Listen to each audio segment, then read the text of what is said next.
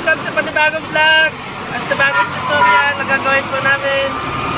Sana manood po kayo sa video na to at i-like at i-share at subscribe nyo na po yung channel ko na to at sigurado may matutulong kayo guys. Paano masabi? So guys, umuwi na po kami, palis na po kami dito guys.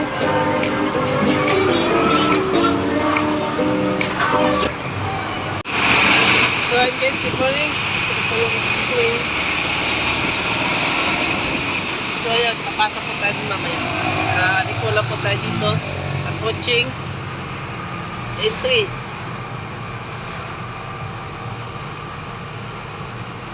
So yun. Ganda ng lugar ko dito guys. Ang ganda. Ngayon lang talaga nagpakita si Haring Araw. Yung kamay mo, putulin ko yan. Ayun. Wala akong kamay. Wala pa ng pansay kung pagputulin yung kamay ko. So ito na po guys, approaching na po tayo doon plaza. Papasok pa tayo ng expressway. So medyo maluwag po tayo yung traffic ngayong umaga. Tanong mo kung saan expressway. Sabihin mo kung saan expressway. Bawal yun. Hindi bawal yun. Ano yung bawal? So papasok na po tayo sa North Luzon Expressway. Sa target exit po tayo guys, pa northbound, going to Baguio, Tarlac, Subic, Pagkasinan, La Union, Zambales, Zamboanga. So guys, nakita nyo, napakaluwag po ng traffic ko ngayon. Medyo moderate dito yung mga sasakyan. Ito ba, safe travel and like residence. Papasyal po kayo guys sa expressway. So hindi pa nakadaan dito, so dumano po kayo. Napakaganda ng view. Tulad ngayon, walang season, so napakaluwag po ng dano yung traffic ko. Wala po tayong volume, wala po tayong mga obstruction sa kalsada, wala po tayong mga activity sa kalsada, so ganito po guys, kaluwag talaga dito pag pumunta po dito. Basta enjoy yung biyahe nyo pag maluwag yung kalsada, wala po traffic, basta nakaka-enjoy yung vacation. Okay, subukan nyo po dumaan dito sa expressway.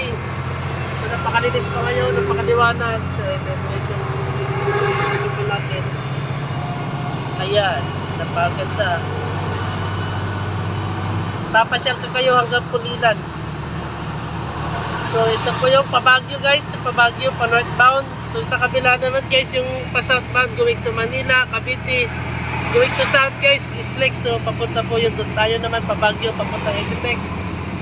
Ayun po guys, napaluwag po ng daloy ng traffic ko. Napakulang po mga sasakyan. So konti lang po talaga yung mga sasakyan ngayon.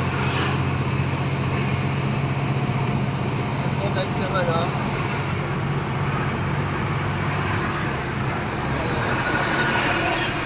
Mamaya, ipapakita ko yun sa inyo yung Candaba Bridge, yung mahabang 5 kilometers.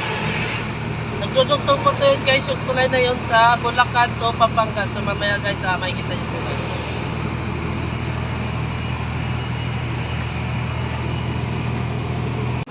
So, ganito na po guys yung paid ng Bulacan. So approaching po tayo dun sa sinasabi nilang Bayadak Bridge. Yun nga po yung nagdudugtong ng Pulilan, Bulacan to San Simon, Pampanga na po guys. So yung 5 kilometers away na bridge na po to. So ipapakita natin sa inyo. So ito po guys, approaching na po tayo, malapit na po tayo. Doon po din yung makikita yung Candaba River Bridge. Nagtugtog po sa Angat.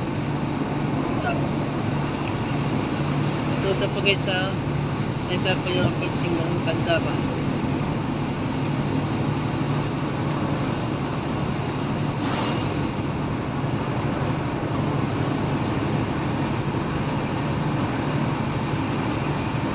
So ayan po guys, nakasarado po yung isang lane po guys, yung lane 1 kasi ginagamit ko siya po counterflow.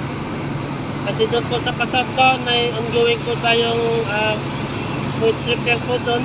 Kaya kailangan po ito gamitin yung counterflow lane sa isang bahagi ng northbound. So ayan, ito po guys yung Kita mo yung palay oh, para so ito maganda. na po guys yung approaching na po dito po tayo sa Candaba. Ito yung focus na lang sa tulay. Yan, makita mo Ayan po guys yung view. So ang ganda po guys dito. So 5 kilometers po to guys. Kung papunta ka po ng Baguio, Subic, so madadaanan niyo po po. So medyo mataas-taas po yung tulay na lalakbay natin ngayon guys. Pakita po sa iyo hanggang sa dulo.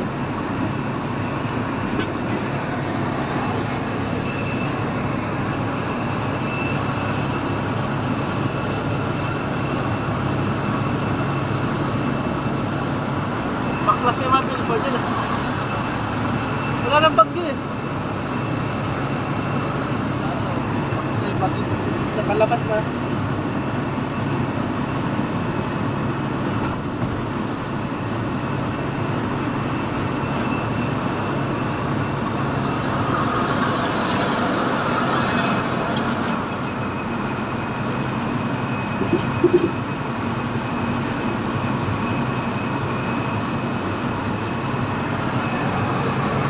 Ngayon po si Mrs. ah.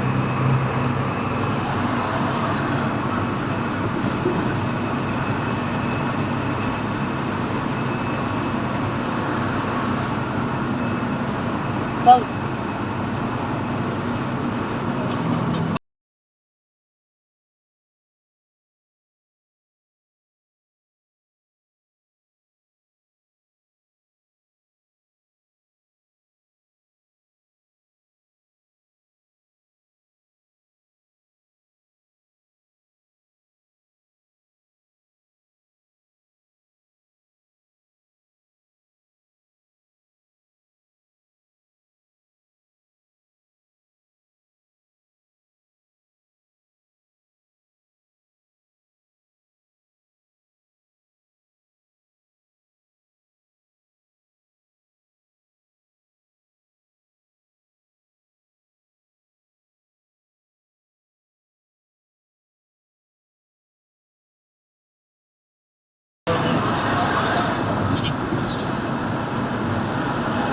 Mamatay talaga yun. Mamaya pa buhay niya.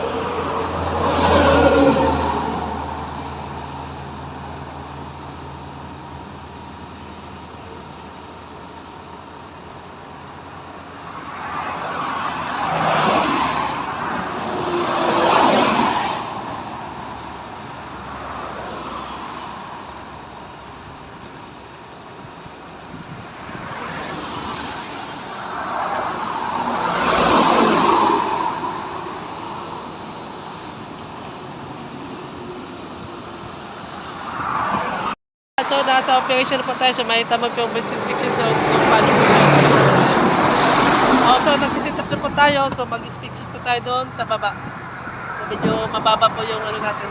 Guys, so, yun po lang. So, ito na po guys yung setup po natin ng bridge inspection. So, ayan na po. Gawin niya po yung movement niya, yung operation niya.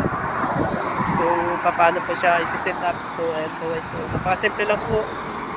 Kung makikita nyo po, easy na po ginagawa ng operator natin. So, kaya nyo po ito guys. So, sana nakita nyo po ito medyo na po. Ito na po yun. So, kinakita po nyo guys. So, medyo nakakatakot po talaga guys kasi medyo malalim po tayo. Pero hindi.